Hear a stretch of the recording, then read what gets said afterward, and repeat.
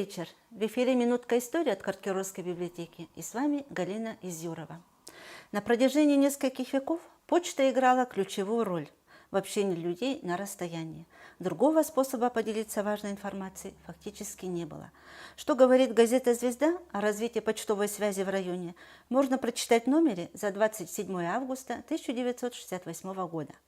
Члены Карткировского туристического клуба решили узнать, как в селе развивалась почта и связь. Ученица 9 класса Тамара Минина обратилась к бывшему начальнику управления связи Коми СССР, ныне персональному пенсионеру Диамиду Прокопьевичу Ветошкину.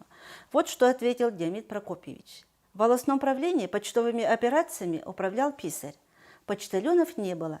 Если кому-то приходило письмо, то он приходил за письмом сам.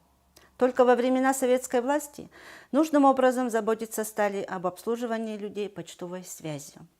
Первое почтовое отделение появилось в 1920 году в доме Алексея Васильевича Казакова. Там же была и советская станция. Алексей Казаков на своих лошадях развозил почту и пассажиров. Хоть по Эжве уже ходили пароходы, но почту разносили на лошадях. Начальником вновь открытого почтового отделения стал опытный связист Леонид Булатников. В 1912 году была проведена однопроводная линия от Сыктывкара до Усть-Кулума. Но в Карткиросе телеграф появился только в 1922 году.